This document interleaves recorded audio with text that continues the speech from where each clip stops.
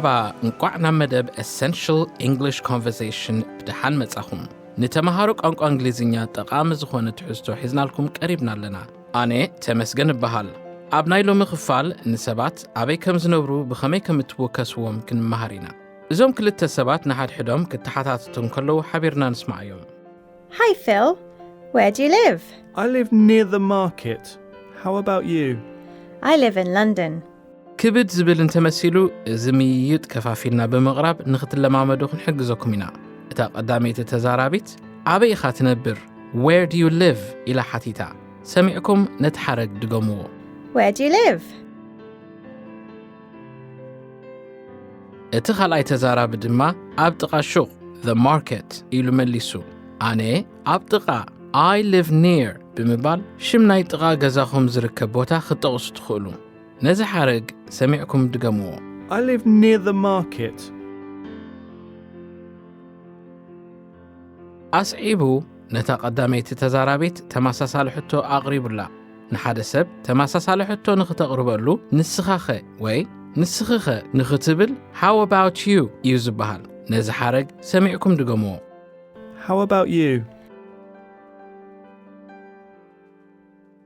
እታ ቀዳመይቲ ተዛራቢት ኣብ ለንደን እያ ትነብር ስለዚ ኣብ ለንደን ይነብር ክትብል I live in ኢላ ጀሚራ ለንደን ወሲኻትላ I live in ዝብል ሓረግ ብምጥቃም ስም ናይ ከተማታት ከባቢታትን ዓድታትን ከተእትውሉ ትኽእሉ ነዚ ሓረግ ሰሚዕኩም ድገምዎ I live in London. ጽቡቕ ሕጂ ካልኦት ሰባት ብዛዕባ ዝነብሩሉ ቦታ ክዕልሉ እንከለዉ ብምስማዕ ምስ ዝሃብኩሞ መልስታት ኣነጻጽሩ ማርክ ኣብ ጥቓ ባሕሪ እዩ ዝነብር Hi Mark, where do you live?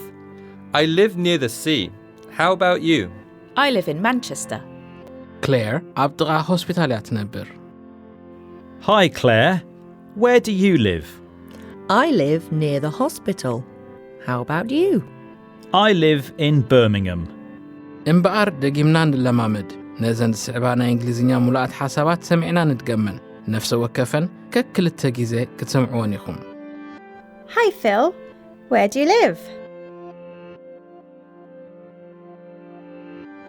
Hi Phil, where do you live? I live near the market. I live near the market.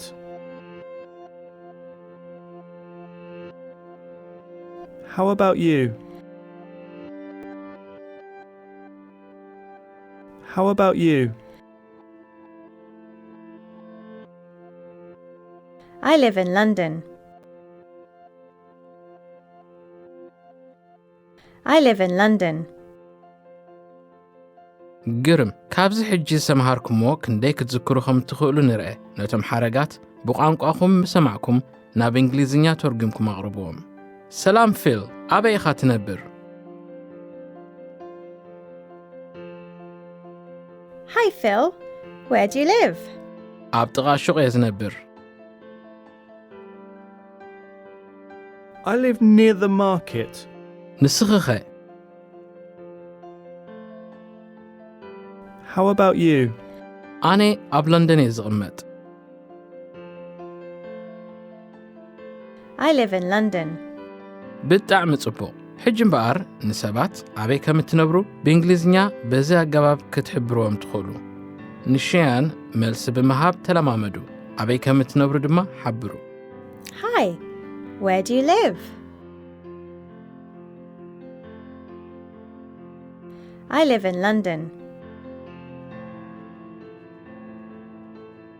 ጽቡቕ ሕጂ ነቲ ዝነበረ ዕላል ብምሉእ ብምስማዕ ዘቕረብኩሞ መልስታት ንምክትታል ደጊምኩም ስምዕዎም Hi Phil, where do you live? I live near the market. How about you? I live in London.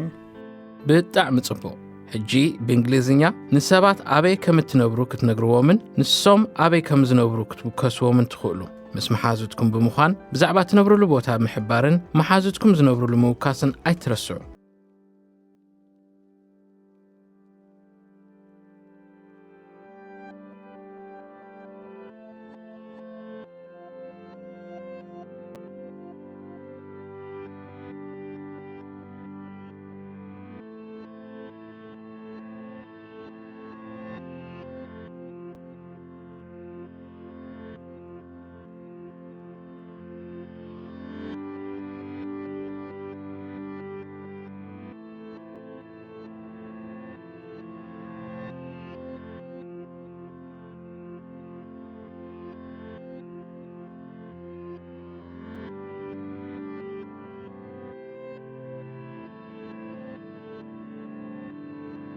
ኣብ ዝቕጽል መደብ Essential English Conversation ክሳብ ንራኸብ ሰሰናዩ ባይ